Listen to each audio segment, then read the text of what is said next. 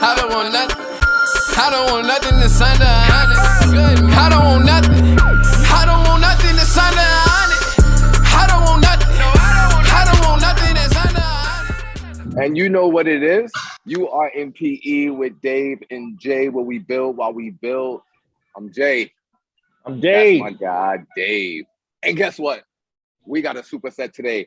We get the chance, the privilege, and the honor to interview Mr. Nate Wilkins with the Ageless workout. What's up, Nate? All right. What's happening, Nate? What's good? Such a pleasure. Man, we've been following you since we got on Instagram, man. You're one of the first people that we started following. We love the name, the Ageless workout. We love the things that you're doing, man. We love the things you're doing. In fact, what I didn't tell you was that when I first introduced Dave to your page, I said, hey, there's this guy that we got to talk to. He has the Ageless workout. Dave, you remember what you said? Yeah, I'm on the same level. My workout pretty much is age defiance, man. Same thing. I'm just fighting the aging process myself, sir. You know, that's exactly but I salute you. I love it. Yeah. That's exactly what he said, man. So yeah, let's look at doing some stuff together. Yeah, all man. Right now. Absolutely. For sure. Absolutely. So we noticed that one of the major things that one of your major pushes, Nate, is nutrition, right? Nutrition. On your page, you talk about nutrition for Black men and Black men fitness and nutrition for Black communities. So we want to talk about that today, man, because we rooting for everything Black here, and we got shoulder day, right, Dave? Shoulders, man, get them in. Shoulders. Glamour muscles, man. That's what That's what shines when the tank top's out, right? So get ready for the summertime. It's right around the corner, folks. So, it's time to get in the gym now, man, and work it out. So, all right. So what we're going to do is we're going to do a circuit of 2 and 2 and 2. And for the first 2 circuits, we're going to get a bench. All right. We're going to utilize a bench and some dumbbells. Okay. And the first exercise that we're going to work on today is going to be called the scoop press. All right. It's kind of a variant of the arnold press for those who do know. I think it's a better workout for me because I can definitely keep the tension throughout the whole workout. Sometimes when you come down on the negative, you kind of just let your arms hang, but you won't do that in this exercise. Let me show you real quick what we're working with here. All right, got it. Yep. So I'm gonna use a small weight here just to demonstrate. Okay, and here's my bench here. All right, so let me adjust this here a little bit so you guys can see me better. All right. Yeah. So the nuance of this workout here, guys, is simple as this. So you kind of like doing an Arnold press when you come up. You know how you Arnold press comes down like this, right? But you're gonna keep your arms up this way, and when you're coming down, you're gonna keep your arms at a 90-degree angle. Okay, this is where the magic happens, right here. When you come down and you come back up, keeping your arms this way is where the magic happens because you're gonna feel that tension on the negative when you come down. All right, this is definitely gonna, this is definitely strength building. Okay, that's the scoop. And so, that's why you call it the scoop. That's why you call it the scoop, my man. Perceptive, right? So this targets your front deltoids. Okay. Okay. All right. On that scoop. When I come back up, am I going all the way up here? Yes, you're going all the way up. Boom. As high as you can go, and then you're bringing it back down. Right. Question for you: Can this be done with kettlebells or just barbells? What are you saying? Oh, for sure. You can use a kettlebell if your grip allows it. Because I know for me, when I use a kettlebell and it kind of rests on my wrist, it brings me a little discomfort. So I like to use a dumbbell. But if it works for you, so be it. I'm gonna give it a shot, gripping them this way. Yeah. Give it a shot, huh? Yeah, see what happens. Yeah. That looks right. Like that would actually work. Yeah. And then so the next workout is the scap trap. What we're gonna do is we're gonna set up our bench at like a 30-degree here. Yeah. All right. We're gonna take our weights here, and we're gonna put them in a position where we can grab them as we lay on this bench here, guys. You guys can still see me, right? Yes. Yeah, we got you. All right. So pretty much you're gonna, and you know what? I like to go heavy on this. All right, but you guys do what you can. And as the weights are hanging, you're gonna utilize your scapula, your muscles here in the middle of your back. which I consider shoulders, by the way, because it pretty much attaches to your traps. Okay, and this is one of the most neglected muscle groups, I think. And you're pretty much hanging over the bench. Where your upper chest is around the top edge of the bench, and you're basically gonna squeeze like you're doing a shoulder shrug. Okay. And you're gonna squeeze up, and you're gonna feel that contraction at the very end. And and I'm on a new kick now, man. I like slow negatives, right? I want to maximize my workout. So when I squeeze up, I'm gonna hold, and then I'm gonna come back down slow. All right. So we're not pulling all the way up. We're not pulling all the way up. We're kind of just you're not, a little bit in here. Yeah, and your arms are hanging. Your arms are just a tool at this point. You're not utilizing your arms. They're just there for support. And you're using that scapula, right? You're just contracting that scapula. All right. Got it. So those are the first two workouts, guys. All right, that looks good, man. That looks good. Yeah. All right, cool. What you got, Nate? No. I said I'm excited about learning how to do this one. I need my traps to be pumped up. That's a tough workout. That's a tough muscle group to really kind of boulder out, right? Like me, I'm still struggling with that triangle, but man, I'm gonna keep working. So we're gonna do 12, 10, and 8, and we're gonna progress. So if you started with 10, you're gonna go up to 20 with the 10, and then 30 with 8. All right, increments of 10 going up. Increase your weight by 10 pounds, but we're decreasing the rep. Yes, sir. 12, 10, and 8. 12, 10, and 8. So is everybody on their own, or somebody's going to do the count? So you're on your own count. Yeah, you're on your own. You keep your own 12, count. 10, and 8. Okay. Yep. And here's my first question. All right. So, okay. So we've been doing this thing. We're coming out of Black History Month, and I really love what you did with your page, Nate, where you were shouting out so many different pioneers in the African American community. Dave and I, we're on this thing where we just have these conversations about the psychological effects of slavery. All right, it's just an ongoing series that we discuss when we don't have guests on. And one thing that we were talking about is soul food. Talking about how soul food is a remnant of slavery. How we like to talk about how we took the bullshit that we were given and we turned it into something edible. We turned it into something useful. Right? Delicacy. Right. Yeah, delicacy. We turned it into a delicacy. And yes, Dave and I, we are looking at this in a realistic way. I want to know more about what you think about soul food and how it's contributing to the demise of the Black community. What is soul food doing to our bodies? How is that affecting our health as Black men and Black women? Yeah, I'm glad you asked me that, because I want to lean in on this one, man. I mean, in my estimation, I think back to my grandmother, right? I think back to my family when we used to have all of these gatherings, right? Like family reunions, we stuck together and everybody brought something and they cooked and more. Some of the stuff, man, I mean, even, some stuff I didn't like, but for the most part, I just had an opportunity to just enjoy the family and the flavor. So I'm not so that it's actually destroying. I think that what happens is we don't manage the diet as well. I mean, collard greens are vegetables, right?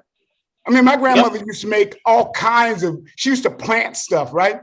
So I think that what we got to do is sort of like what we're doing right now is sort of a re-education, a relearning of how we manage to eat the foods that we grew up on. See, I tend to think that, our history has greater than what we've sort of learned from what people have taught us. And so we have to go deeper down into our history. And then I would suggest to you that we have a relationship with the land. My family are farmers and they grow watermelon. So that to me is soul food. Yeah, okay. When my grandmother used to go out in her backyard in her own garden and pick okra and pick tomatoes and all of that stuff. These are the kinds of things that I learned to eat. So I guess I'm suggesting to you that what we ought to do is go back and take a look at it. I would even suggest to you that if you go to McDonald's with $2, you may be able to buy a salad at McDonald's, but you don't have to buy the French fries and the hamburger. So it's a sort of a re-education process. I hope I answered your question. You did answer the question. Dave, what you think about that? Well, well, you know, man, I always look at it, you know, this whole effort and everything that we're doing right now, man, is 70% nutrition, 30% effort, right? So nutrition is everything to me. And I think that, all right, so when I look at it, man, when I think of soul food, I'm always thinking about chitlins. Always thinking about chitlins, man. You know, thinking about the ass end of the animal that we were given to actually make, you know, to make sustenance.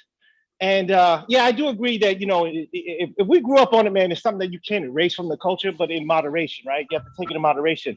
I do agree with that, but I don't know. I think it's time to let it go because it's for me, I think it's negative. It's all negative. You know, again, we took the scraps and we made it good, but that was to survive. You know what I mean? You know what I'm saying? So I think there's other options out there that we can. I think I'm trying to restart culture. I'm trying to, you know, start a new culture because of the origins of, you know, the way things came about, the reasons why we're here now. So I think soul food is one of those things that is a detriment. It's a detriment to our culture, to our community, as far as heart disease and high blood pressure, whatever have you. And again, like I said, I agree with you. It's something that we should take in moderation, but I know me, I have no self-control, so I just stay away from it. That's it. You know, I stopped eating chitlins a long time ago. I stopped eating beef a long time ago. I mean, nice. So I'm actually with you in terms of moving away from things that are not good for me. But I also tend to think that what we ought to do, and this is only me, is to look at what was good, keep that, and discard the rest. And I would agree with you that we need to build anew.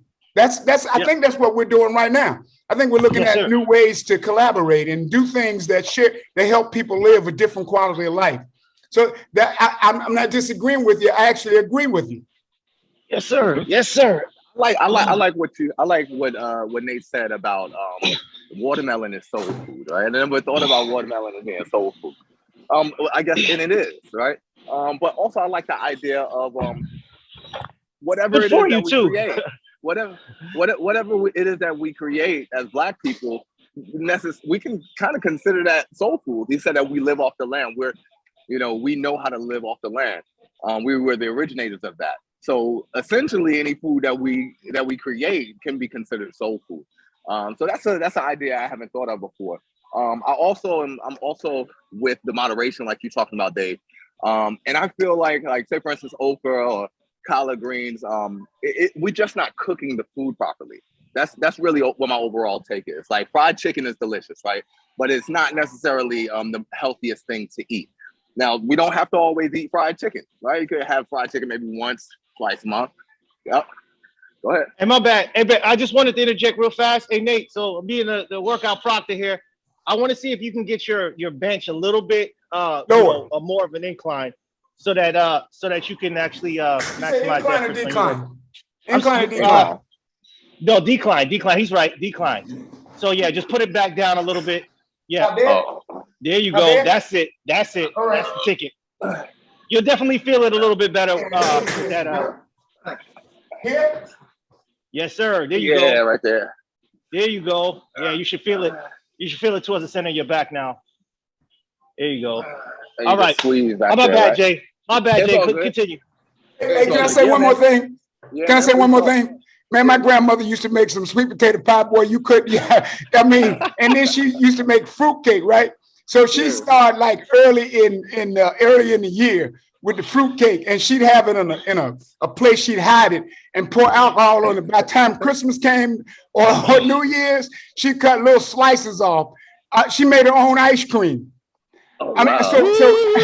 So what I'm saying to you is that and again, I agree that we need to examine everything, but some stuff let's look at how do we put it back on the table. We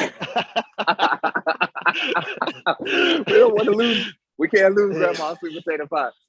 Yeah. Okay, so how do y'all deal with this? So how do you deal with this then? With the studies that have been done, it shows that African Americans, Black folk, we respond to salt differently. We respond to sugar differently, right? So, I mean, doesn't that mean that we need to eat differently, right? Oh, for sure. It's nobody's saying that, hey, we need to just erase culture, whatever have you. Like, let's get rid of it. Oh my God. But it's just like, we tend to take advantage. We tend to, we go overboard. I mean, having it at, at every gathering, like we celebrate food in America. We just celebrate food. And it's just like, I'm trying to get us off that mindset, man. Everything that we do, our gathering is surrounded by food. Now, if we put the right choices in front of us, I think we'll be better off. I think, it'll maximize our efforts here in the gym, and it'll make us feel better every day, man. Like, again, just soul food again, we can have it, but on special occasions, man, Thanksgiving, whatever have you, Christmas, let's keep it there, man. Let's keep things where they need to be. Yeah. Hey, listen, but let me ask you, let me challenge you a little bit on that.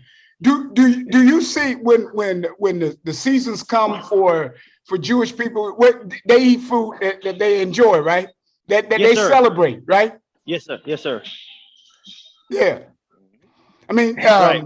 So they don't let you say anything bad about them. No. If you do, they're gonna take you to the woodshed. Ooh. That's indeed. They own their culture. He's saying they own their culture. But just like you said. Okay, go ahead, Dave. My bad. Just like you said, though, it's in moderation with those guys. They don't let it consume them. They don't let it take it. I'm with you, man. I'm just trying to play the devil's advocate on the other side and say, look, there's some good stuff about having culture and having roots, right? Yes, sir. Yes, sir. So how about this? How about this? Why don't we look at it from an 80-20 perspective or a 90-10? Why don't we look at how do we preserve 90% of our culture that gives us the food because when we break bread together with family, and we only break bread with people who we trust, know, and love, right? At least that's how I think about it. Yes, sir. So is there 10% of it that we need to get rid of? Or is there 20% of it that we need to get rid of and preserve all of the other things? I'm telling you, man, my grandmother made preserves, man, from pears and everything that we had out, that she could find. So let me ask you, Nate. So what do you think about the preparation of food? Because obviously we can't stop. I wouldn't advocate us to stop eating together and communing like that, right? So what do you think about the way that we're preparing the food? So for instance, like sweet potato is like a power food, right? But when I grew up eating sweet potatoes, it was sweet potato souffle. My mama would kill it. She had all types of brown sugar in there. She had the raisins in there. She had marshmallows. Marshmallows. Now she didn't make that. She didn't make that every Sunday. She made it on Thanksgiving, Christmas, New Year's Eve, right? So it was in moderation. But what do you think about that? Us putting marshmallows and sugar all into the sweet potatoes. Do you think we should keep doing I'm on that? the same page. I'm on the same page with you. Sugar is our problem. That's why some of us look the way we do. We take in too much sugar. But on its face, what you just said was that sweet potatoes is a power food. So why not move away slowly or fastly, if that's a word, away from all of the sugars and the marshmallows and eat sweet potatoes? How about that one? Right. Preparation is interesting. My grandmother used to cook with lard. My mother cooked with lard, left some stuff on the stove from time to time, man, and then went back and cooked in the same stuff. We don't do that no more. Right. We know that olive oil is good for us. Right. We know not only is preparation a problem for us, but we overconsume because we have some psychological stuff going on, some of us anyway. So the gut and the brain are connected. And so when we overeat, we think that that's the thing that we should do. Because I know when I was growing up, I don't know about you, that was what everybody said. When I get to the house, I'm going to eat till I go to sleep. And that's not a good idea. It's not. Like, eat to a coma, man. Eat to a coma. Like, Dave, I feel my shoulders already, man. The scap trap got the job done. But like Nate, Nate looked like he's enjoying learning that new workout. Yeah, it's starting to pop already. What we got next? All right. So we're gonna go back to the front deltoid, okay, and we're gonna do a front raise. And I'm gonna do this on the bench. I'm gonna show you why. Well, you're gonna feel why here in a minute.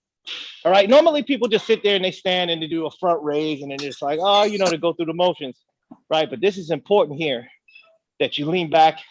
You got her at a 40 to 45 degree angle here. Okay, and it's important because here, you see how my arms are resting? You see where my arms are you know, the resting place of my arms? Yeah, that's range of motion.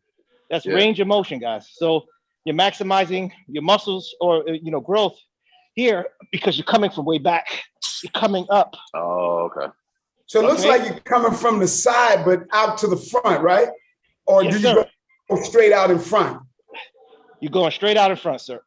Okay. But you're coming from that side like that, yeah. Boom. And what? So how much weight do you have right now? Is that 15, 20, something like that? This is a 25. Okay, so you start with, is this the same order that you're going to start with, or we're going down and up, or you do the same thing? Same weight all the time, huh? No, we start from a low weight, we do a high rep, and then we progress. And then we'll do 12. I'll do 12 of 25, and then I'll do 10 of 30, and then I'll do 8 of 35. Oh my God! But Dave is you know, he's ex-military. Dave is like, he's a beast. Amazing. He has amazing strength. It's ridiculous, man. So workout bodies, everybody start where it's comfortable. Of course. I mean, rule of thumb. If you can do 12 to 15 reps, that's usually your starting weight. So if that's 15 pounds, 20 pounds, whatever it is, if you have a hard time lifting it up that first time, then that's too heavy. All right, we don't want nobody blowing their shoulder out. Right? So is it one at a time, or do you do both? You alternate? We're gonna alternate. We're gonna alternate so you can get that mind-muscle connection. So you can concentrate on each side. Okay. So and so and then the next one, since we're still at the bench, is going to be a rear delt row. Okay, and this one is a little weird, right? Because most people, they do their rows like this, they bend over and they just kind of come up like this. But I'm gonna add a little twist to this. All right, you know, shout out to Jeff Cavalier to this one, man. So when you come up on your rear rows, you're gonna want to keep your thumbs high, okay? And you're gonna bring it in like that. That definitely, I get a better pump doing that on my rear delts than I do here, okay? Because then I'm using my back more. So you kind of keep them up to where when you come up, you're trying to raise your pinky. You understand? Yeah. You understand what I mean by that? Yeah. You're coming out. Boom. It's almost like a machine, like here. Yes. And that definitely targets your rear delts. You guys got it? We got it. Any questions? Man. All right, cool. All right, 12, so 10, Nate and I got to drink some champagne, man. Go ahead and drink some champagne. Gotcha. That's God champagne. Yes, sir. It is. I got another question for y'all, man. While y'all get it in, y'all set. All right, cool. So we were talking about soul food. We're talking about how it affects Black bodies and Black communities. I mean, as a whole, man, Black folks, we need to eat better. I think we all in agreement with that. But one of the things that is coming up in my studies of Black nutrition is a term called food deserts. Food deserts, right? And it's exactly what it sounds like. It's the absence of nutritious food or food options in Black neighborhoods. Right. I want to know what y'all think about this, man, because there's studies being done about it. There's like whole initiative. Like I think the last thing I heard was there was like a $400 million initiative to try to, cure food deserts, man. They're saying that Black people don't have access and the ability to get proper nutrition in their neighborhoods. And that is what's affecting Black health. What do y'all think about that, man?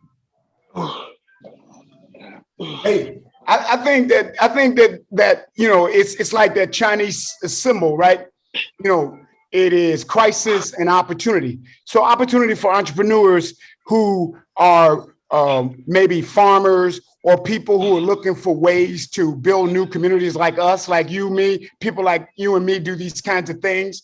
We look at ways we could work with, collaborate with, build new possibilities in community with supermarkets that serve the right kinds of food. And so we can work together with entities, development corporations or whoever to begin to put the needed commerce, the kinds of things that are needed in these difficult communities. Some of it is related to poverty, but some of it is, I think, related to us not thinking about it this way. There's gold in the ghetto. Yeah. There's a gold mine in the ghetto. All day. Yeah. All day. They're spending power I mean, what we spend about $1 trillion a year. You know what I mean? Yeah. Like that's what we contribute to this American economy. So yeah, for sure. But see, I'm gonna go the other route. Okay, I'm gonna look at it more controversial, and I'm gonna say like I don't believe in that food desert bullshit. So this is the thing, man. In the capitalist society, is where we sit today. When you look at it, I mean, logistically, we can't get products out to people. I think it's all about what the market is dictating, right? If we're not educated and we're not actively eating the things that we need to do, I mean, or we're not buying the things that we need, we're not going to see them in our neighborhoods. We're not going to see them. You know, basically, like I said, capitalism is going to fuel the necessity, right? So if we start eating carrots and sweet potatoes and good things for us, and we start buying those things and we make a demand and put a demand on the system, we're going to get them. Because that's what's going to make money, right? That's what, you know, we're gonna get what we need. But I don't think that we're educated enough to even have these things, and that's what creates, I guess, the food desert, right?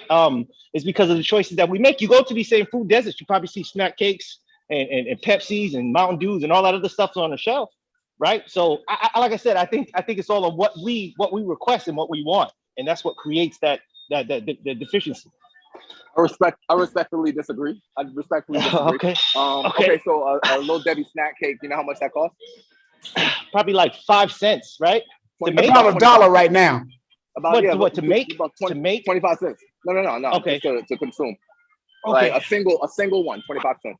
I'm into pears right now. Like Andrew pear, I think that's how you say it. Whatever type pear. I love pears right now, right? You know how much a pear costs in Walmart? Probably $8 at Whole Foods. Definitely at Whole Foods.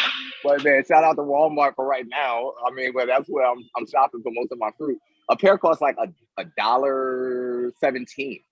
One pear.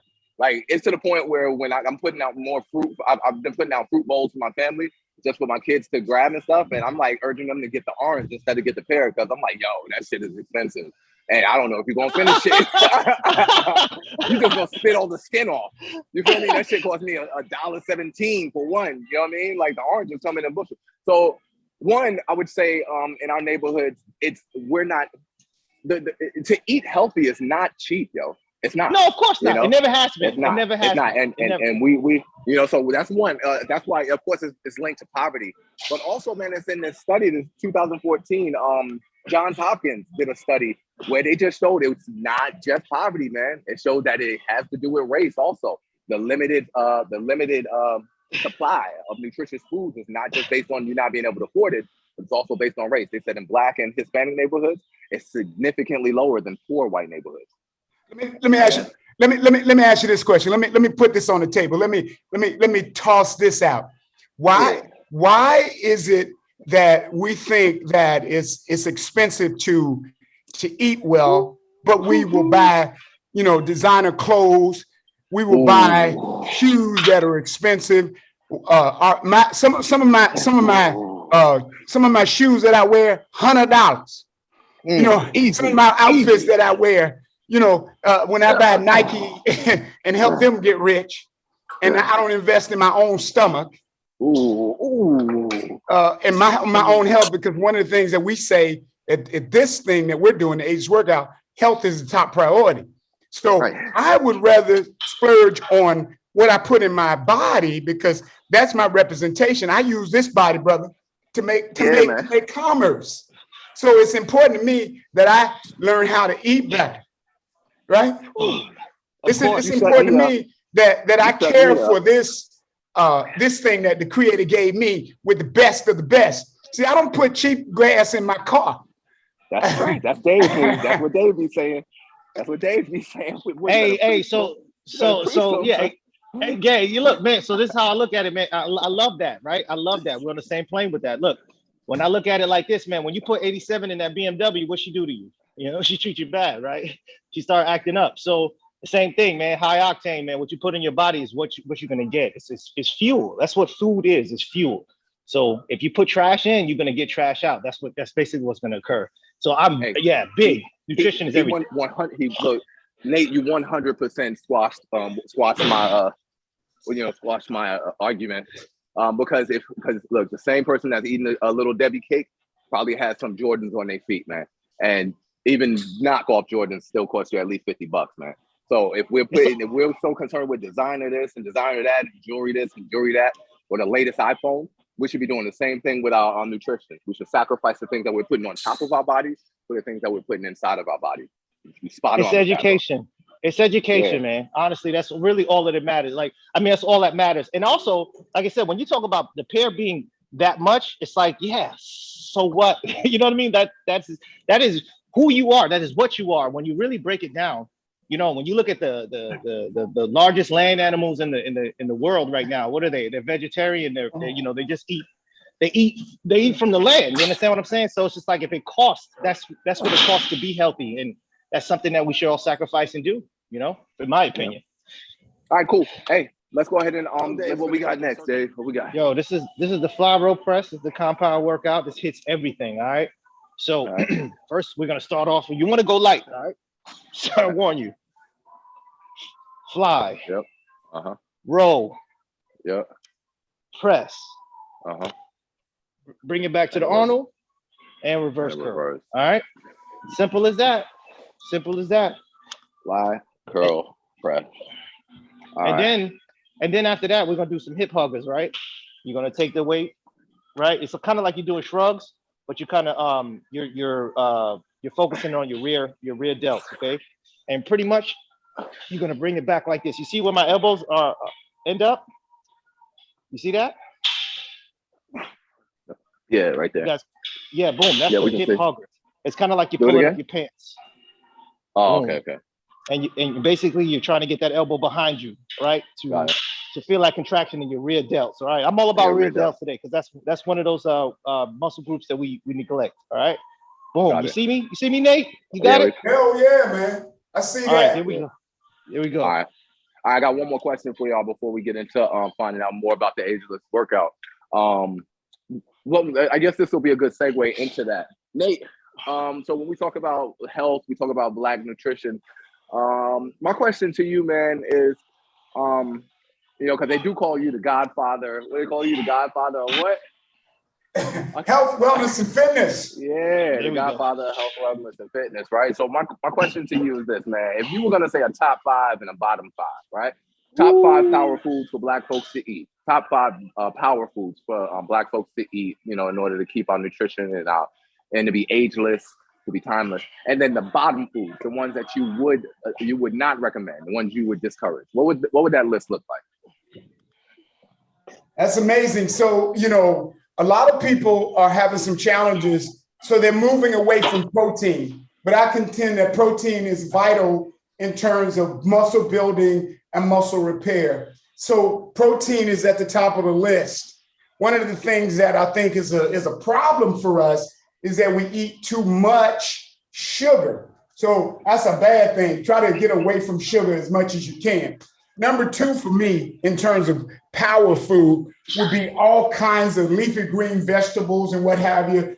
I'm learning how to cook those things so they taste good with me. So I'm actually leaning more into like a Eastern cuisine, you know, and a lot more vegetables than I eat the protein as I get older. But I do need protein at every meal. Okay. I'm a big proponent, like you said, of, you know, sweet potatoes. I love those sweet potatoes. I tell you what, one of the biggest problems for me is potato chips, man. If I go to the store and there's some potato chips or Lay's potato chips that's somewhere, it's a problem. Yeah, problem. Stop eating the potato chips, Nate. No, I can't stop eating the potato chips. I love soup, French fries. man. I love soup cooked in any kind of way. I think that soup is good for you. Get vegetables out of it.